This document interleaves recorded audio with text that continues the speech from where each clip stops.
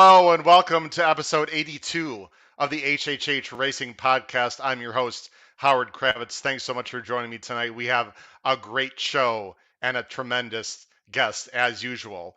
Please make sure as you're watching the show, you subscribe right there on the bottom right-hand side of the screen. And after you do that, make sure you hit the notification bell so you know when new content will arise. You can follow me on Twitter, and I've been very active on Twitter lately. At H Kravitz. You can see the spelling there on my name tag. And on the scroll on the bottom of the screen, you can reach me through email, hkravitzhorse@gmail.com. A lot of things to talk about very quickly, just a few things. You can sign up for my race day blog. Now is a great time to do it because it's towards the beginning of the month.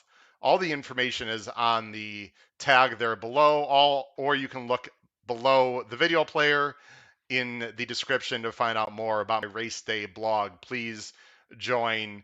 I give some fantastic ABC pick 5, pick 6 selections and spot plays, which have been red hot, by the way, lately, including a Tone, a horse I just threw out on Twitter on Sunday who won, I believe, or it was Monday, I believe, who won at 7-1 for me at Saratoga. Also, you might know me from In the Money Media's blog. I cover Canterbury Park almost every day. Did not cover them today, but they have one more week left. Tuesdays, Wednesdays, Thursdays, and Sundays. They don't race this Sunday. Next week's the last week, Tuesdays, Wednesdays, and Thursdays. And a contest that maybe our guest will be involved in. I don't know, I have to ask him about that. The Big Ten BC Challenge, $3,000 entry. There are seats that are going to be available to the BC and the NHC at Canterbury Park next Thursday night, a week from tonight. So that's a contest you might be interested in. You can check that out. Speaking of our guests, we're going to be jumping right in, folks. We got a lot to talk about tonight. We're going to be covering the late pick 5 on Saturday at Kentucky Downs, a very challenging and fun racetrack to cover. If you're enjoying the show, thank you very much. Please make sure on the right side of the screen you type in some live comments into the chat so we can have a great conversation. So, our guest tonight, we've had him on the show before. I've had the pleasure of having him on the show. I've been on his show, for 4 times, and this is the second time he's going to be on our show. Let's bring him on. He is now not the self-proclaimed TV's Matt Bernier. He's giving that moniker to Jonathan Kitchen. But listen, you can find him on America's Best Racing, In the Money Media, NBC Sports. We'll just call him the hardest working man in horse racing showbiz business. It is Matt Bernier. Matt, how you doing tonight? First name is more than enough. Just as long as you don't screw up Matt, the rest of it, whatever it may be. I'm good, Howard. It's happy Thursday, happy opening night of the NFL season. Back to getting down into those sort of things. And thanks again for having me on. Looking forward to chopping up some Kentucky Downs. Oh, listen, the pleasure's all mine. I really appreciate you coming. I was thinking tonight, Matt, before you came on, you have certainly favorite horses of all time. Some have actually boosted you into the greatness of horse racing, media and whatnot. And I was starting to think Jackie's Warrior might be starting to get to me on my list, even though I'm not even close into the realm of a popularity or, a worldwide appeal as a Matt Bernier. But Jackie's Warrior was the horse that got me on your show for the first time. And I wouldn't say vaulted me to greatness by any means, but it's sort of fun to look back at horses that paralleled you to being famous, so to speak. You want to talk quickly about the horse that made you famous? Well, I think the horse that is probably most responsible for kind of my start and everything was a horse called Jersey Town, who ended up winning the Cigar Mile at $1,000,000 to 1. And I've talked about the story in the past, but I was up at Saratoga when he ran in the 4-go many moons ago, down on a dead rail, thought he made a winning move, flattened out, came back in the Kelso a few weeks later at Belmont. He won that day at, I believe, 7 or 8 to 1, and that kind of propelled me in a contest that I happened to be playing in to the NHC. One thing led to another, and here we are. But from a personal standpoint, sort of being able to spot horses well in advance of them going on and doing bigger and better things, I immediately think of I'll Have Another. He was probably the first one for me. After he won the Bob Lewis as a 3-year-old, I think he was 40 to 1 that day or somewhere thereabouts. I thought, I think he's actually pretty good. And he got a little goofy at the end, but he might be all right. And sure enough, he went on to win the Kentucky Derby, and I had a future bet on him. And then the following year, same thing happened with Orb. I was out at the NHC, and he was making his first start as a 3-year-old. By the way, there's some guy who keeps coming up to me and he goes, "Remember when I gave you this horse?" And I just roll my eyes and I go, "All right, keep moving." But so the story behind it, I won't go too long about it. I remember seeing him late as a 2-year-old at Aqueduct, thought he would run really well, knew that Shug wouldn't go on with him if he didn't run well as a 3-year-old. He was coming back, making his 3-year-old debut in an allowance race at Gulfstream. He was 125 to 1 in the future book at the Wynn across the street from the Treasure Island where the NHC used to be held. Right. And I had a bunch of buddies out there with me.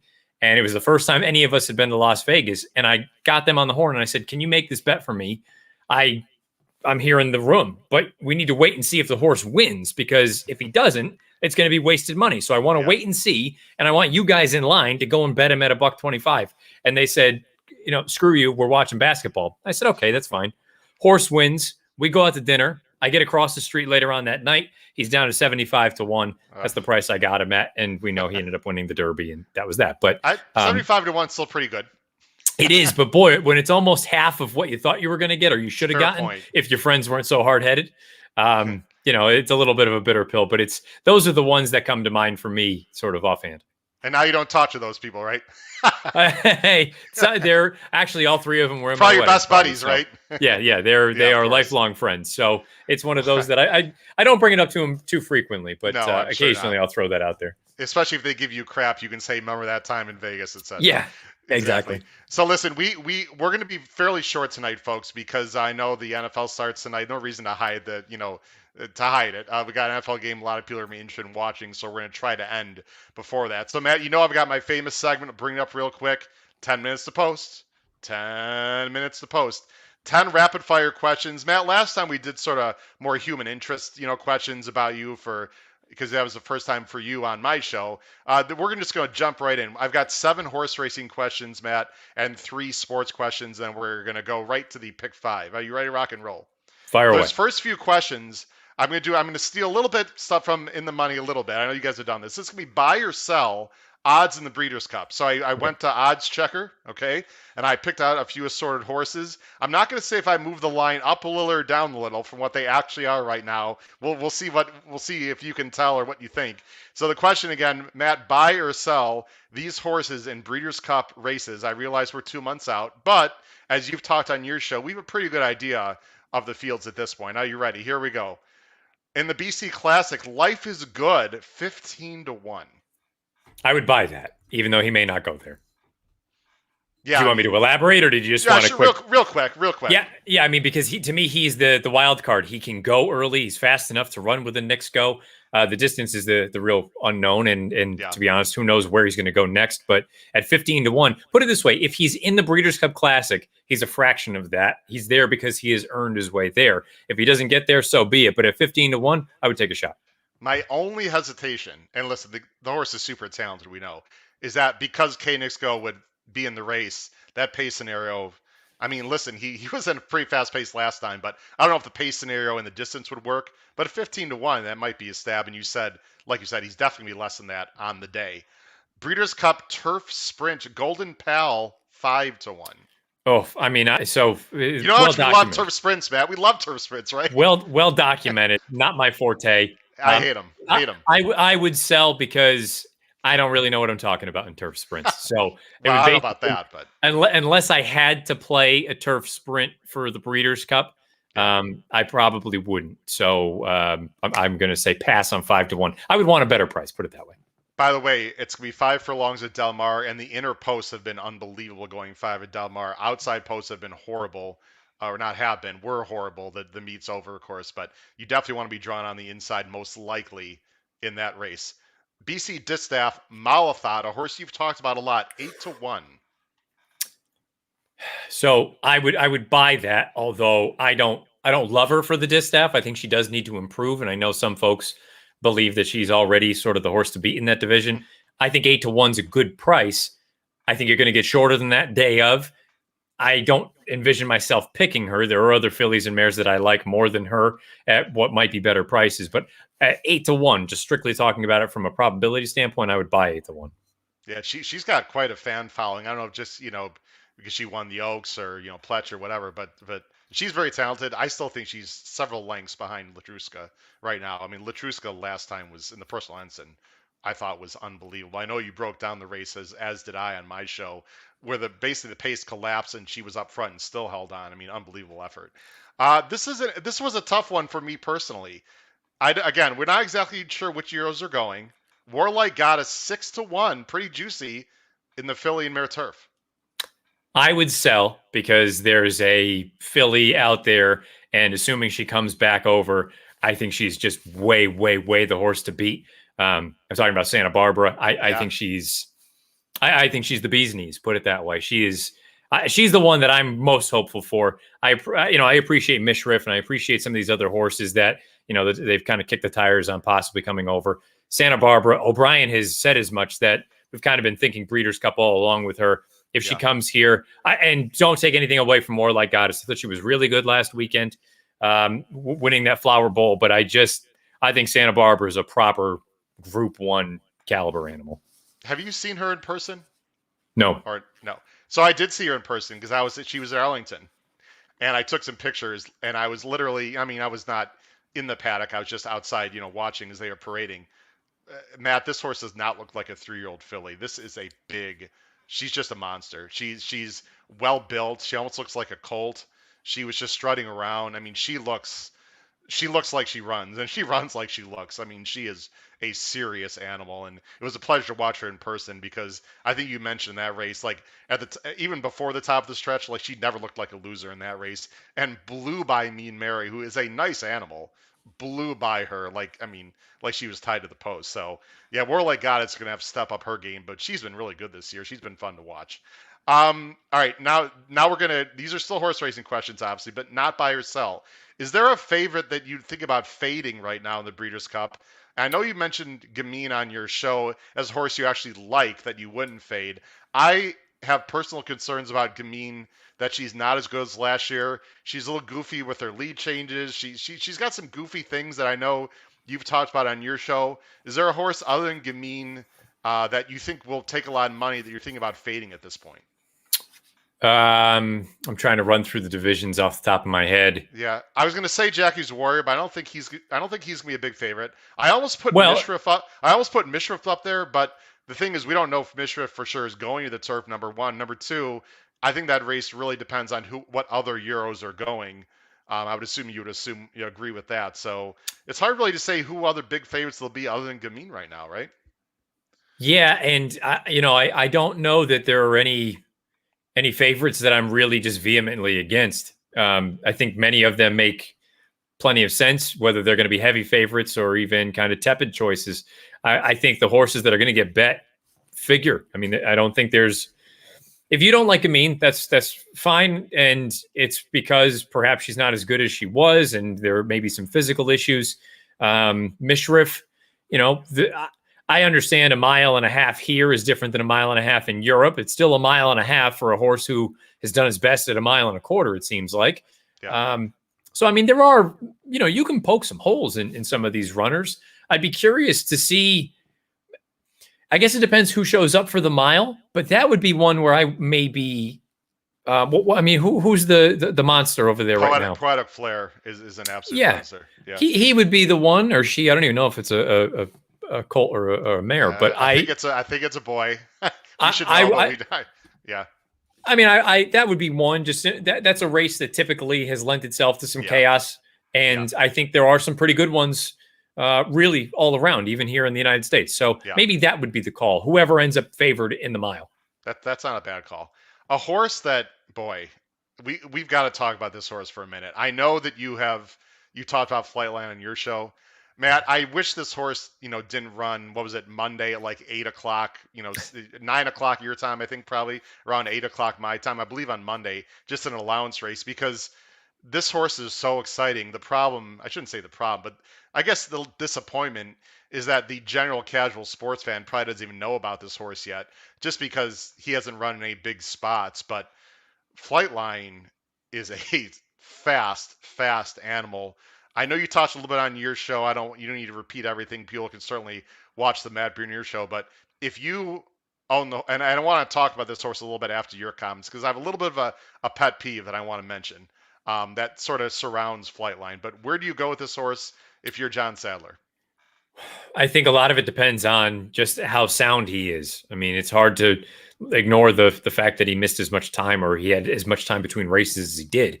Yeah. If he's the kind of horse that needs that sort of time, then I think the Malibu that Sadler brought up in the post race, I think that makes all the sense in the world. If you think you can bring him back and you're not afraid that it's too much too soon for a horse like this, I would at least think about either the sprint or the dirt mile. But that again, that's a lot to ask in a short amount of time, no matter how fast he is.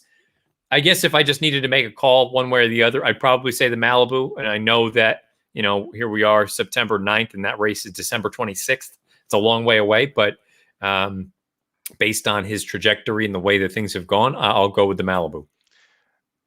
Here's what I want to say about Flightline. First of all, I hope he's going to be sound and healthy, and because this is, I put it on Twitter, Matt, and I've been handicapping, watching horse racing. I'd say legitimately good 30 years, and I'd say very closely about 15 to 20 years. This is the best first two races of a horse I think I can ever remember. I understand he's done it, in a maiden race and an allowance race, but you can't ignore the speed figures and the times. And the great thing about his last race, Matt, is usually you see these huge buyers like wire to wire. And as you mentioned in your show, these were okay allowance horses. It's not like he was beating up on garbage. I mean, here's my thing. If this horse is healthy, Matt, and I'm just going to assume that he is, can we please run this horse in the Breeders' Cup? And I'll tell you why. Number one, this horse reminds me so much of Nashville last year, Matt. Because in Nashville, where has he been, right? We don't know if he's going to the Breeders' Cup, I believe. But if the horse is healthy, and again, I've never owned a horse, I've never ridden a horse, so it's probably not fair for me to say. But from a pure fan perspective, if we want this game to grow, we need the most exciting horses running in the biggest spots. And if he's healthy, Matt, you can make the argument he is the fastest horse in the country, if not the world, on dirt right now, which is crazy to say after two races, but it looks that way. So my pet peeve is that if they just wait for the Malibu just to be extra cautious, just because for me, maybe it's just the gambler in me, Matt, or the fan, can't we strike when the iron is hot? I mean, do we really ever know if he's going to be 100% healthy or if you wait, if that's going to work out? And especially the sprint, Matt, looks to me, Jackie's Warrior and a lot of other horses that are, assuming Life is Good doesn't go, maybe Bo Liam. I don't know. The older division is just not very good. I just want to make the point that if he's healthy, Matt, can we please send him to the Breeders' Cup? Otherwise, just the waiting game. I know he's a 4-year-old. He could win the Classic next year. Maybe they want to send him to Dubai, to whatever and ever. But I think from a sporting perspective, I would just love to see the horse in the Breeders' Cup. That's all. Well, you bring up Nashville. I mean, Nashville, I think, would be the case against running in the Breeders' Cup because he only raced twice, and then they said we're going to go to the Malibu, and he got absolutely destroyed in that race. And that was against one horse who was very, very talented in Charlatan. But now, if you're going to throw him into, he hasn't been challenged, which I'm with you from an excitement standpoint. That gets you going. Yeah. But at the same time, I almost would rather see what happens. In a way, there are similarities for me with Catalina Cruiser a few years ago, who I liked quite a bit. But he had done everything. He had blown the doors off of everyone. He had never been challenged. And then once he got challenged, he came up wanting. And I can't help but at least be mildly concerned about that. And again, to the benefit of if you take that sort of, I don't want to call it a conservative path, but a path of let's just take our time, you're probably going to catch some horses coming out of the Breeders' Cup. I don't know if it'll be a Jackie's Warrior or maybe it is a horse like a Bo Liam or one of those who I believe is a 3-year-old as well. They would have to point to the Malibu at that point. It's a 3-year-old restricted race. I do understand the idea of he might just be the best horse. Why wouldn't you run there? I think if they're thinking, and especially in my opinion, I don't think he's a sprinter. So if he's got bigger and better, he just went 108, isn't that crazy? He just went 108, Matt. in Yeah, well, hand, the halfway the stretch, and we're saying he's not a sprinter, which I'm not disagreeing with you. It's just crazy.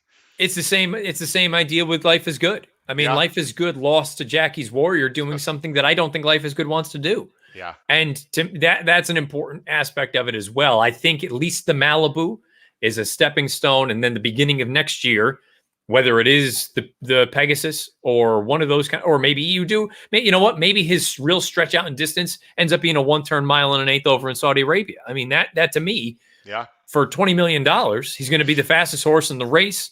1 turn's not a problem for him, and that's your way of stretching him out a little bit. I think as fun as it is to talk or think about the idea of the Breeders' Cup, Yeah. he'll only be there if they are convinced that they've got a monster and they think that he's just better than everyone else. Maybe he is. Based on figs, he probably is. But Yeah. I feel like we have seen this in the past, and it doesn't always work the way that I think we want it to, or we hope it will. I'll just end in saying this. The fact that he has a race over the track to me is a big difference to what happened in Nashville, who had to ship all the way across the country, who had never been at Santa Anita. So I just want to make that point that also he can handle the surface. So Nashville you didn't know, and he hadn't traveled really outside of what Kentucky I have to think about. Well, no, he ran at Saratoga and then he won at Sorry. Keeneland. So Right. I mean, But he hadn't been out had west. shipped. Yeah. He hadn't gone out west. You're right. Fair enough. All right, real quick, a few more real quick questions, then we'll get on to the handicapping. Which Breeders' Cup race are you anticipating the most as of right now? Ooh, good question. Probably Depends where some of these horses go, right? I mean, it's hard to say. Yeah, you know what I mean. I guess this time of year for me, I'm always really anxious to see what the babies look like. So, Yeah. I don't know who the leader in the clubhouse is for either division, the boys or the girls. Yeah. I think it's an interesting time. I think these next few weeks are going to go a long way when you get the 2-turn preps in. You know, the chandelier at Santa Anita, the front runner or the American Pharaoh, the Breeders' Futurity, the Alcibiades. When you get those races run, I think you're going to start to kind of see some stuff. And then don't forget about the 1-turn races in New York. But I'll say right now, either the juvenile or the juvenile fillies. Interesting. And Matt talked extensively, by the way, in his show about 2-year-olds. If you watch his show, I recommend that great conversation.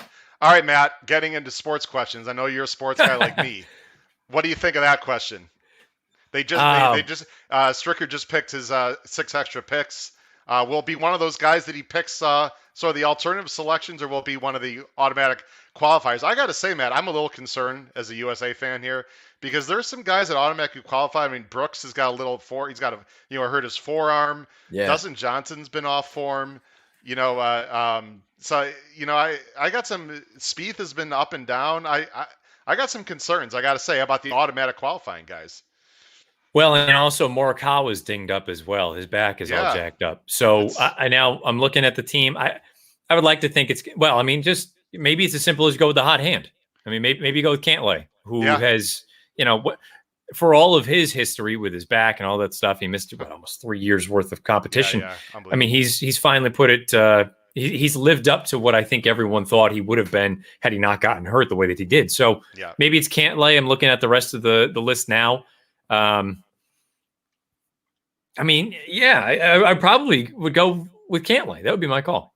Yeah, you know what? I don't bet golf very much, but I did bet him like in the PGA Champion. Phil's my favorite player, Matt. I didn't touch Phil in the PGA at like 50-1. Anyway, that's like I'm not redboarding golf. Crazy. All right, Matt is covering a Premier League, correct, for NBC Sports. So I'll throw a soccer question at you, Matt. Let's assume that they're going to qualify. They had a big win yesterday. The men U.S. team had a big win last night, and they still have a ways to go. But if they qualify, are they capable of winning a match in the World Cup next year, would you say? I mean, I'll be fully transparent here. I've been more locked into the club side of things than the national side of things. Fair but enough. with the way that they've gone about things over the past few years, I think you would, if you're being honest, I would say they're not a favorite going into a competition like that. I mean, they're having a hard enough time actually qualifying, let alone just winning one match. Matt was the question. Yeah, just right, exactly. Yeah, I mean, I would like to think that they could get one. So much of it would depend on what group they're in and things like that. But I don't know. I mean, I keep hearing about how this is the next up and coming group, the young players. Everybody knows about Pulisic. I don't know. I've been meh. They got a ways to go. I mean, the rest Yeah. of the world is, and I get it. They've had a couple of kids who have, sort of aligned with the United States when they could have easily gone to some of these other countries and played for, I guess for us it would be foreign countries, but I'll say they could win one, but they got to get there first. Yeah, and sorry to throw you a question you might not have been ready for, but they are young. I like the fact that they're young and they got a lot of young talent. So hopefully they can pull something off. All right, Matt, who wins Super Bowl 56? Two more, this one and one more, and then we'll handicap. I mean, I'm going to say the Chiefs. I think Kansas Okay. City. It was one of those things that last year I vastly underestimated how much the line being as beat up as it was in the Super Bowl was going to matter.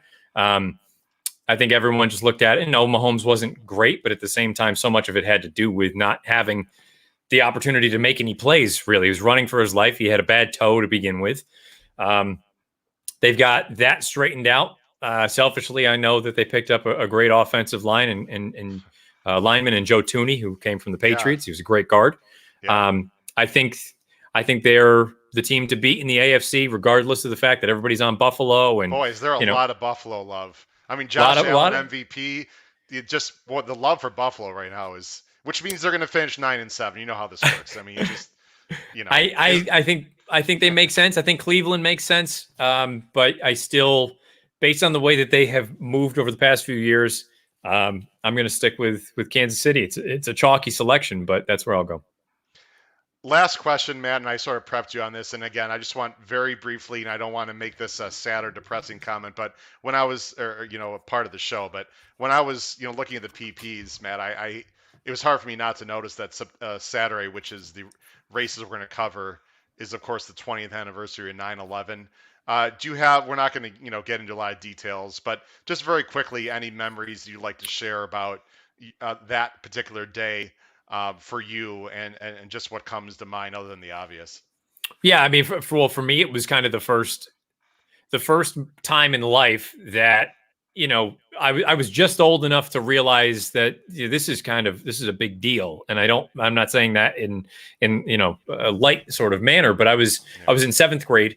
Okay. I was in math class when they sort of there was an announcement and they had us turn the TV on, and our Yeah. principal was making an announcement of what had happened, and Sure. I didn't fully grasp it until I got home and Yeah. you start to see all of it. And again, keep in mind, I'm saying fully grasp, but a seventh grader is what? I don't even remember how old it was, 11, 12, 13. 13. Yeah. something 12, like that. 13. Yeah. So, but that was the first moment in life where, I kind of realized some stuff, Yeah. it can happen more than just you're naive to things at that point. You don't really understand what goes on in the world. That was the first wake up call for, ways of growing up, I guess. Yeah, I mean, I was in my 5th year of teaching at that point, and it was in the Chicago area. I was like, it was 7:45. Long story short, I heard about it. I was not in class. I went to a study hall and we turned on the TV, and I'm actually very thankful that and again, I don't mean this in any demeaning way to anyone involved, but we saw burning buildings, but fortunately we didn't see the towers come down while I was watching with the students, which I'm thankful for. Actually, very quick story. This is a good story though, real quick. My best friend's brother was actually in the basement of one of the towers when it got hit. He was fine. He got out fine, but he was one of those people that got out just fine and from a distance watched it all. I can't. He said things I can't even talk about in the show. You can only imagine things that he saw. But anyway, anyone who's involved with 9/11, of course, we pass on our condolences, and hopefully, Saturday would be a good day, and remember all the good times you had with the folks you might have lost that day. All right, Matt, let's go. It's hard to transition from that, but we're going to do the best we can. Let's get into handicapping. Folks, we're going to spend only about 20, 25 minutes, pretty quick, through the late pick 5 sequence. I'm going to go ahead and bring up the PPs right now. Kentucky Downs, you're going to be there, Matt, I believe, correct, for on Saturday, Kentucky Downs. And then you're going to be what, for the Woodbine Mile, you're just all over the place, right? Why don't you tell people really quick what your schedule is so they can see you? Yeah, Saturday, NBC from 5 to 6 will be down there at Kentucky Downs. First time I've ever been. We've got 2 win-in-your-ins. Next weekend, we'll be at Woodbine Saturday and Sunday. I believe NBCSN going over a number of win-in-your-in races, both 2-year-old and older. home for a week. Then we've got a wedding, but then the following week is going to be the opening weekend at Keeneland with a number of big races. I'm going to be in studio in Connecticut, and I think we're all on NBCSN, but Friday, Saturday, Sunday, and then maybe Wednesday the following week as well. So a lot going on, and that'll pretty quick. At that point, we're only going to have a couple weeks until the Breeders' Cup. So the next few, let's call it 2 months, are going to fly by. And for all, I'm just switching a few things on the screen. I will try to find that camera and wave hello because I will be, so a lot of you folks don't know, I will be at Keeneland on opening weekend. Only my second time to Keeneland. I'm very excited to go there, and we'll talk more about that as we get closer. But I'll be waving from a distance, Matt, and maybe we'll talk on or off air about some of our selections we like, because that opening weekend is always fantastic. All right, Matt, let's jump right in. A very difficult pick 5, Kentucky Downs. We could talk for a lot longer, but let's jump right in. This is Saturday. Now, Saturday, the rails are going to be moved in, as I'm sure you know. So the rails have been progressively being moved in. They were at a certain spot. I think it was 40 feet. I'm not sure the distance. Last Sunday and Monday. Yesterday and today, they were moved in another about 10, 20 feet. And then Saturday, they will be in a position which they call the railbird, the most innermost position. So in theory, Matt, they're going to be running on fresh ground, which I would think would be the inside posts, or at least the inside paths might be better. Have you been watching Kentucky Downs? Any opinion on how the track might play on Saturday specifically? No, I mean, I've been watching, but there have been 15 things going on, so it's been Sure. sort of with a little bit of side eye. I just know that it's a quirky racetrack that can yield some interesting results. Good horses underperform. Horses coming in less than stellar form end up running bang up races.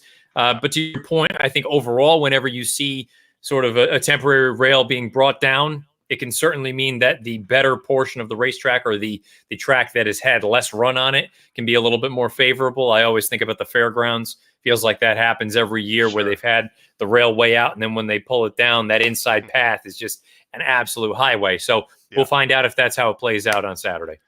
The first race of the pick 5 starts 4:34 Eastern Standard Time. It's 1 mile. Of course, all these races are on turf. It's a grade 3 Kentucky Downs ladies turf stakes. We agree with second and third, but we disagree on who's going to win. You've got a nice price shot, and there's nothing wrong with taking prices at Kentucky Downs, because there have been some absolute bombs, by the way, this week, Matt, and some pick 5s. I saw a pick 5 pay, I think it was $160,000 or something. I believe it was yesterday. Crazy. Princess Causeway for Ian Wilkes and Chris Landeros, you got on top. Yeah, I mean, I go through and look at her overall body of work. She's 2 for 9 on the grass. She's run really well in almost all of her turf starts. The ones that she's run exceptionally poorly in, they've been when the ground has been less than firm. And we're going to be dealing with what should be rock hard turf on Saturday. I think that works to her benefit. She's run well at Kentucky Downs in the past. The distance I'm not worried about. I think she's going to fit in here very well. And from a trip standpoint, I don't know if she's actually the one cutting out the fractions, but she's going to be forwardly placed.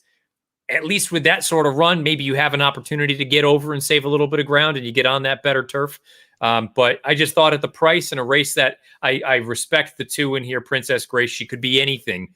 I just thought at a more appealing price, I was going to give the 7 Princess Causeway a chance. Yeah, and Princess Grace, who I have second. I know, Matt, you do a great job talking about charts and looking at the numbers.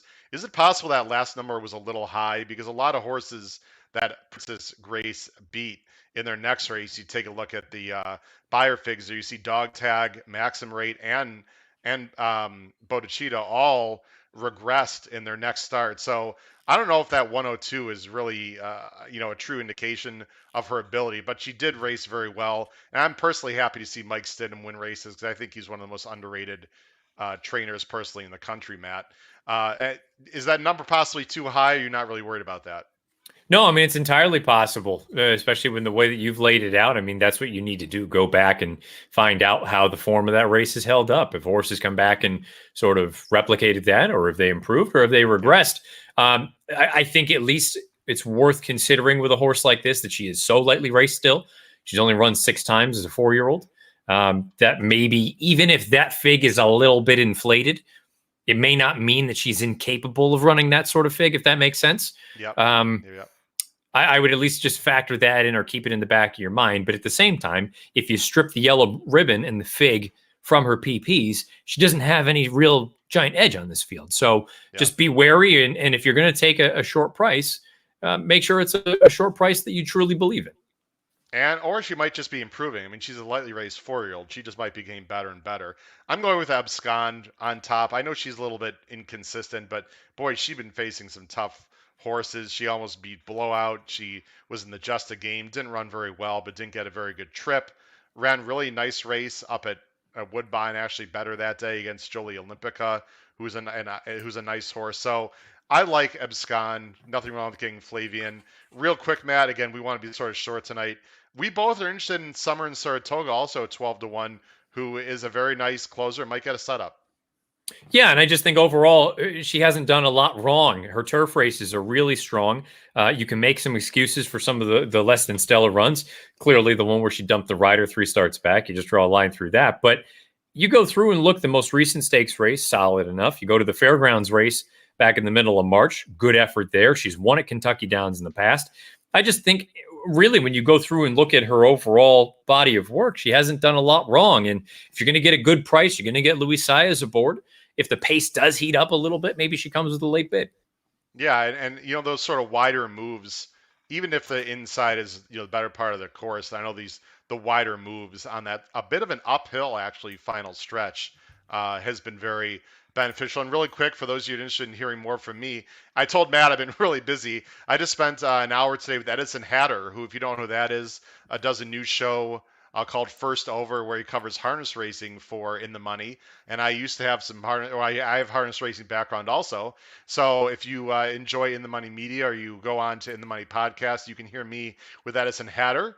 And then also, Matt, tomorrow I'm going to be up doing a video with PTF and Jack Jenkins for a segment for the flagship show, talking about this late pick 5 at Kentucky Downs. So if you want to see me talk more about the late pick 5 with PTF and Jack Jenkins, who's an excellent handicapper with a lot of experience at Kentucky, you can find me on In the Money Media through the Players Podcast show.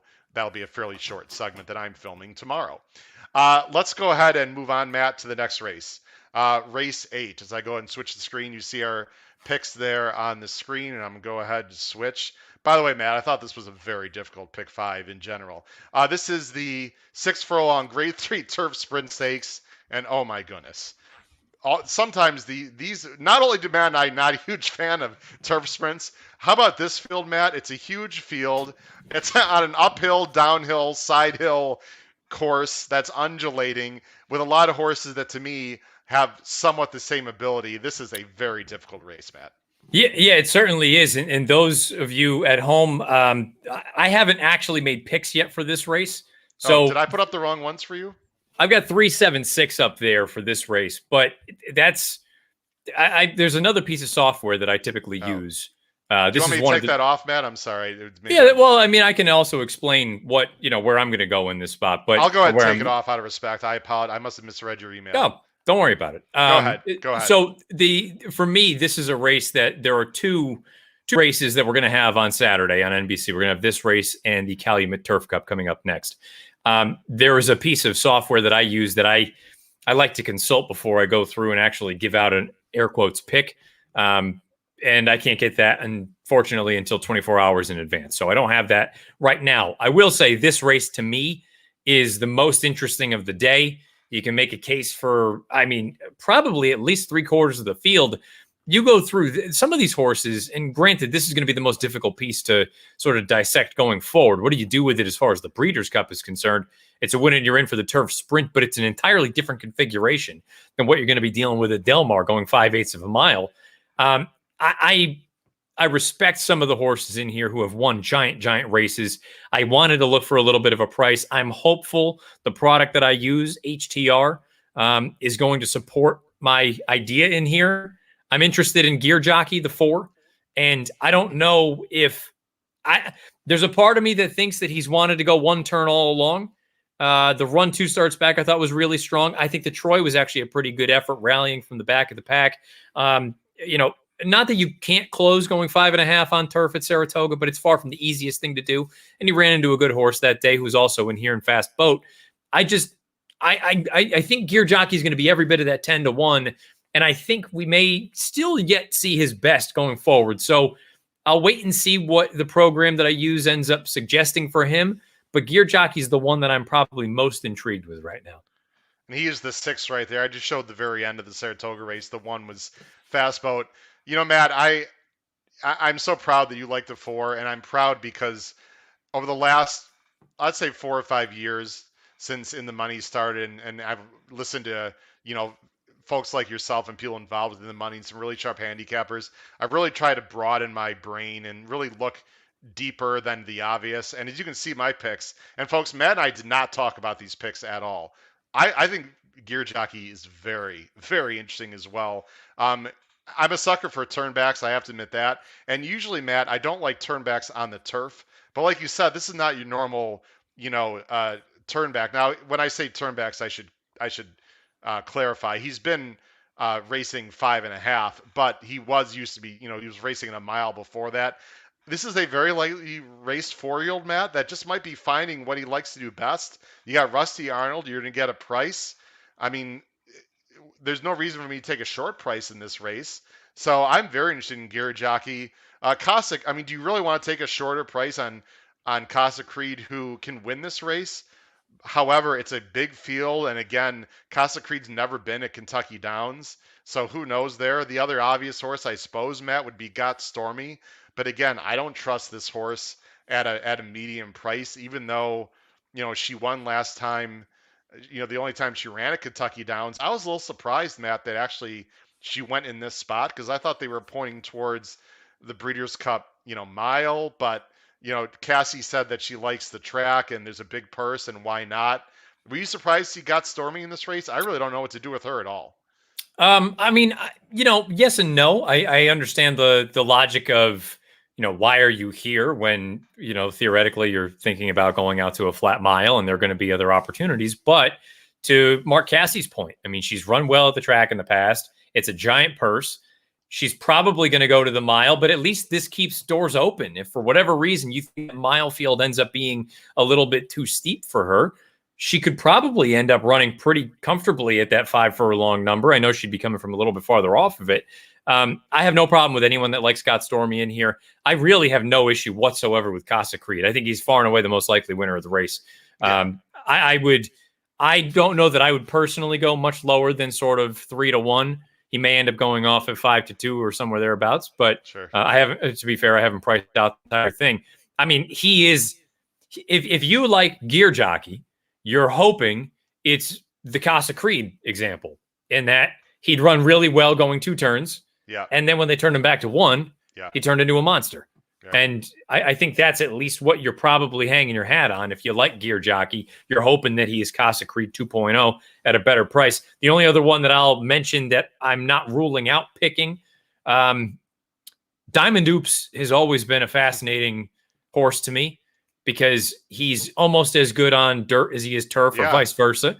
And also he's displayed a very versatile running style throughout his career. He can come from 100 out of it, or he can go out there and push the pace. If they're aggressive with him, I think he's kind of sneaky in here. I'm not totally sure that I want to go this route. I still think I'll probably land on Gear Jockey. I'm not ruling out Diamond Oops, though. I've bet Diamond Oops before. I think he's a really honest horse. I think he's underrated. The only problem, and then we're going to move on, Matt, just for time purposes. The only problem with Diamond Oops is the inside can be very tricky going 6 and 6.5 at Kentucky Downs. It's a very short run into that sharp turn. I can't tell you how many inside horses I had on opening day that got like studied and shuffled back. It was like they knew it was like they knew that I bet them. Those were younger horses, though, I will say. But in general, those outside paths just seem to be better going into that first turn. Even if you're a little bit wider, at least you have a clean trip. So just want to mention that for people that are betting these sprint races. Let's go to the next race, Matt. Again, you're not going to see Matt's exact picks on here. This is the Calumet race, right? I believe. Let me switch screens here. Yep. This is the Turf Cup. Now, this is right up Matt's alley. 1.5 mile turf marathon, right, Matt? I know you've mentioned it's one of your favorite types of races.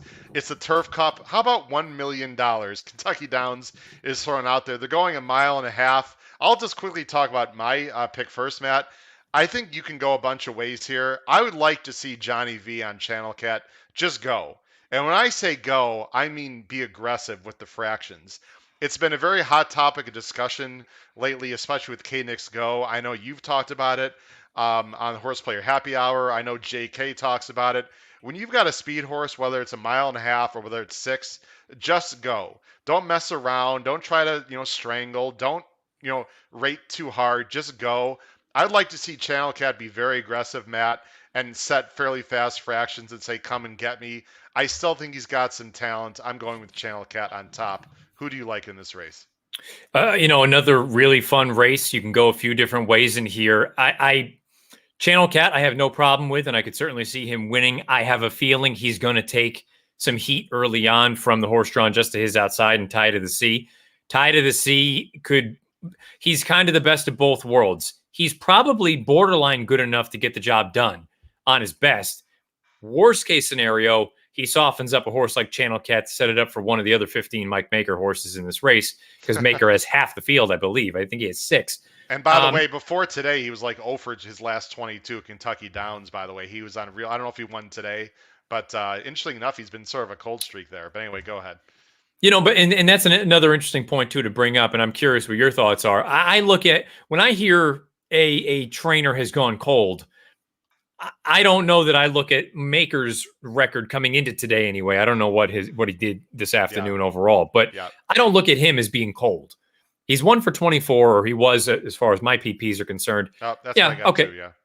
Not ideal, but ran second or third 11 times. To me, that's a little bit. You're good. Just kind of a little like unlucky. Saying Chad Brown. That's like saying Chad Brown early in the Saratoga meet. Yeah, was exactly. Struggling, oops, and then he's got 50 plus wins with races coming off the turf. Even crazy. I would like to think there's going to be some sort of a regression to the mean, meaning that he's actually going to improve pretty dramatically here. I think Arklow is the most likely winner of the race. Yeah. I think he has had really, really just bad trips, flat out bad. In each of the past 2 runs, he's better than that. His Louisville 3 starts back probably puts him close. Anything close to what he did at the end of last year, he's the most likely winner.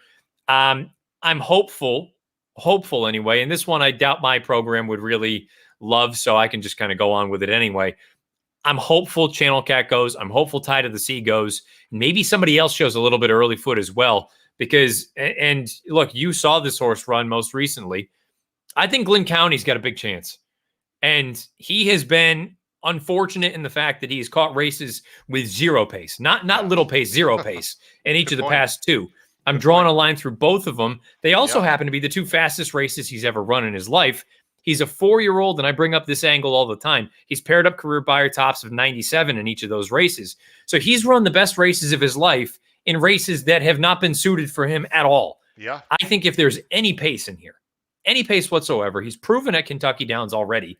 I think he can come at a giant number. Maybe he's not good enough to win, but I think he can certainly hit the board. And you also can't help but notice, not only is he a Mike Maker trainee, he's owned by Three Diamonds Farm. Three Diamonds Farm also owns Tie to the Sea, which kind of leads into the idea of Tie to the Sea, best of both worlds. Worst case scenario, he's a rabbit. Best case scenario, he wins the race. I like Glenn County in here.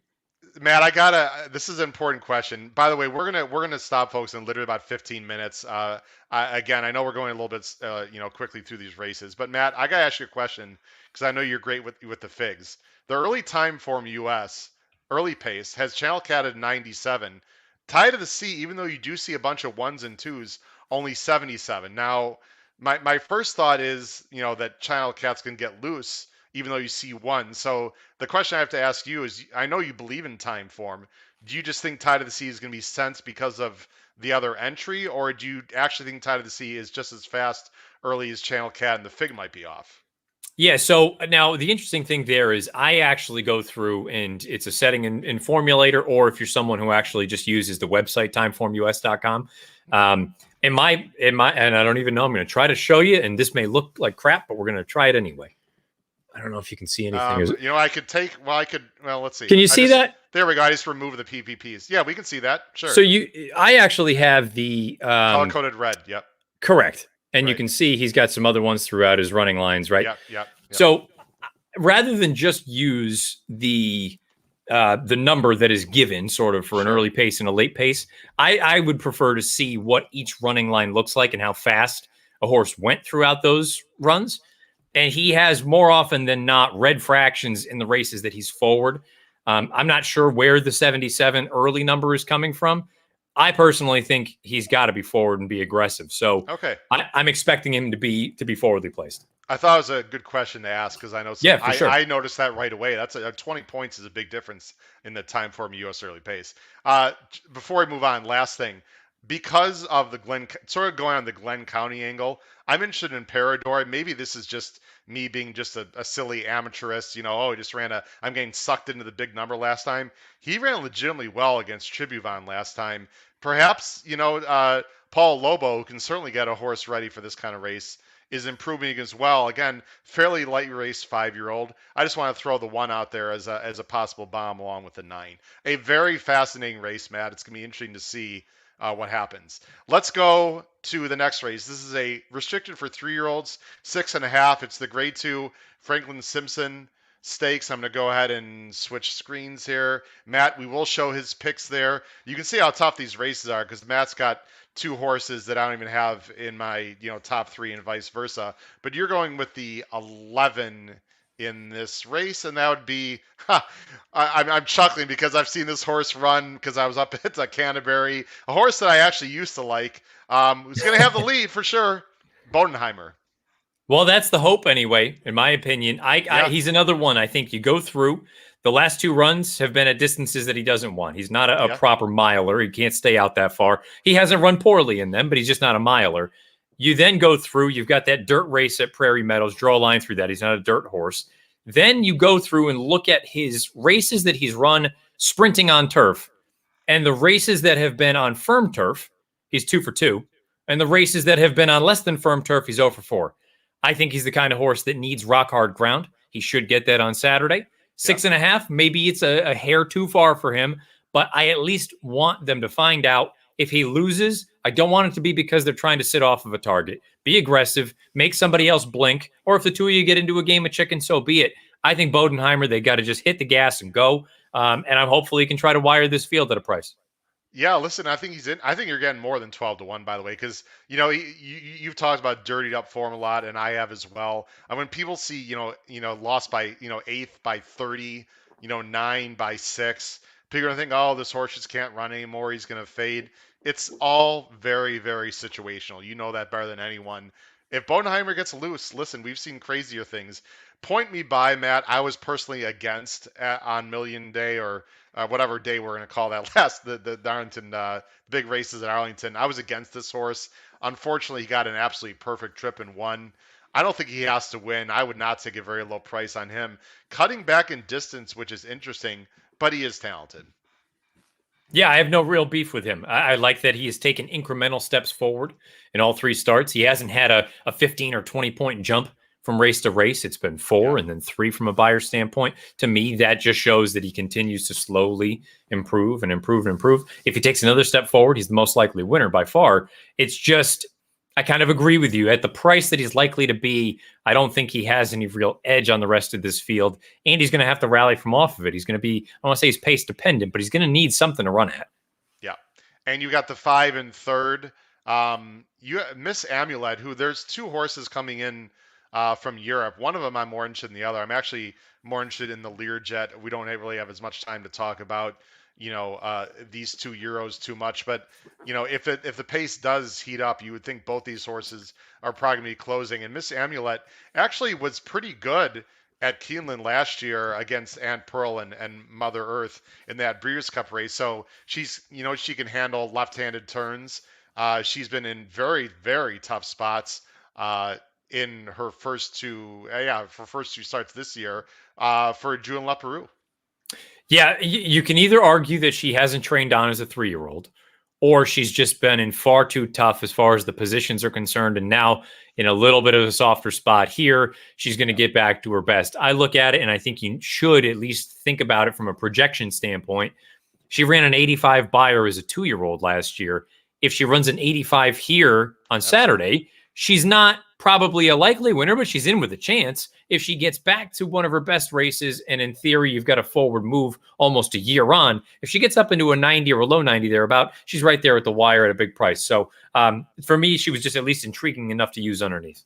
Absolutely. By the way, the horse right underneath her is the one you've got to worry about if you're Bodenheimer, because Wesley Ward and next you would think would be sending also. I like Annex on top. I'm not going to go into too much detail. I actually like the turn back for this horse.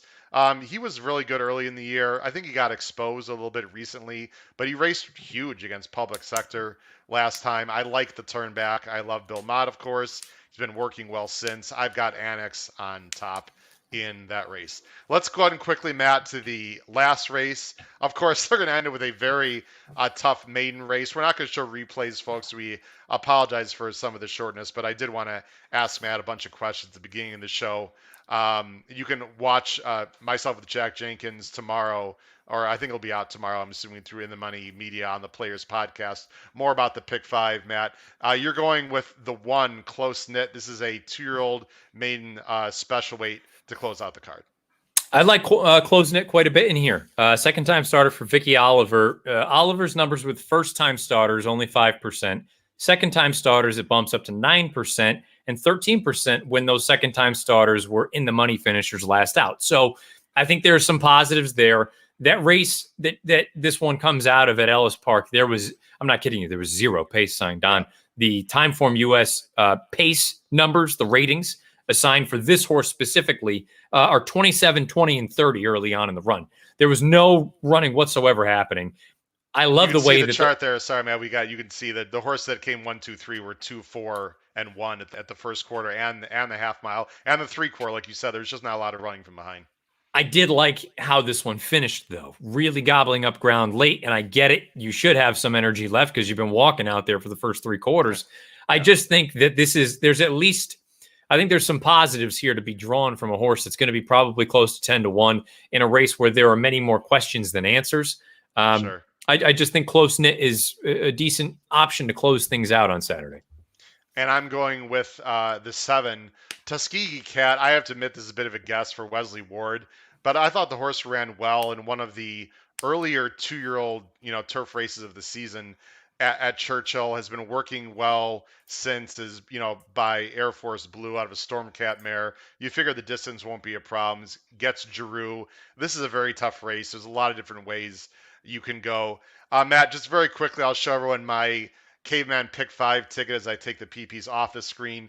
As you folks know at home, I don't usually play a Caveman ticket. I usually play ABC, but I just wanted to show everyone you could go very, very deep in this Pick 5. I have a relatively cheap $60 ticket right there with no singles at all. Matt, I could not find a single in the sequence at all. I don't even know where I would start with a single. I suppose maybe Channel Cat for me, if I had to pick someone off the top of my head, I would probably take a chance with Channel Cat. Just hope he wires the field. Is there anyone you would lean on at all in a horizontal bet in this sequence? Ooh, really tough, right? I mean, real tough. Yeah, really tough. In a weird way, this may be one of those instances where I would lean at the end and say, you know what, I do like close knit. She's 8-1. She might be, or he's 8-1, might be even higher than that. Might be the kind of horse that if I'm just alive going into that spot, I'll take my chances, knowing that in all likelihood, if I am alive, that horse is going to pay something if he comes in. So maybe that's what I would do. Sometimes I do get into that idea of I want to get there. Yeah. I want to at least have a chance at the end. Yeah. I may not be right, but let me, especially if I don't have a super strong feel, for a horse that you can just get stuck into, maybe I'd just rather get to the point of having a chance in the finale and get bumped in the second leg.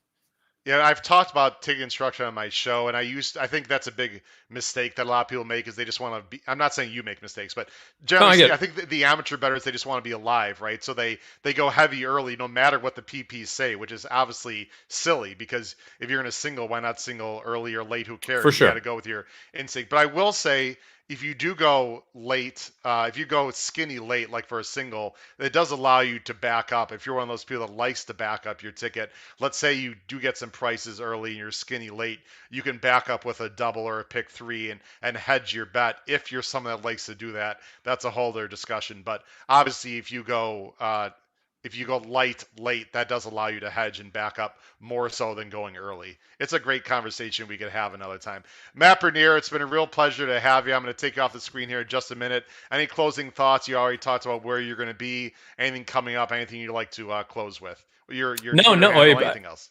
Yeah, I appreciate you having me on again, Howard. Twitter at Bernier_Matt. You can watch the podcast. Comes out early week, and you can listen to it wherever you listen to your podcast. So you can watch over on YouTube, and then Saturday, 5 o'clock Eastern on NBC. We'll be going over a couple of these races that we just talked about. Matt, I haven't had the pleasure to meet you in person. I consider you a good friend anyway, at least through horse racing for sure. I'm looking forward to meeting you in person sometime, hitting the links, of course, one time and having you beat me by like 20 strokes and just having a few beverages out there and talking life. Can't wait for that to happen. Matt, thanks again for having me on the show. Good luck if you pick Dallas or Tampa tonight, whoever you. I got a feeling you've got a wager going, just a guess. If you do, good luck with that. If you don't, good luck with the NFL season and good luck with your Patriots too. Thanks, Howard. All Appreciate right, it. take care, Matt. Have a great See night. you. Bye bye. Ladies and gentlemen, Matt Bernier, he's just a real pleasure to have on the show. I love having Matt on. Great guy, great insight. You can check him out on NBC this weekend. He'll be covering the Woodbine Mile the next weekend. He's all over the place. America's Best Racing. A lot of different ways you can find Matt Bernier. I thank him again for having him on the show. Ladies and gentlemen, that's going to wrap it up. Go watch that NFL game between Tampa Bay and Dallas. This has been Howard Kravitz for episode 82 of the HHH Racing Podcast. Not sure when the next feature show will be next week. I've got a holiday for myself next week during the middle of the week, so I'm not sure what's going to happen next week with a show, but we will have a show at some point, maybe live, might not. Make sure you check out your email and or Twitter as well to find out more about what's going to happen next week. Good luck at Kentucky Downs this Saturday afternoon. Take care, everyone. Good night.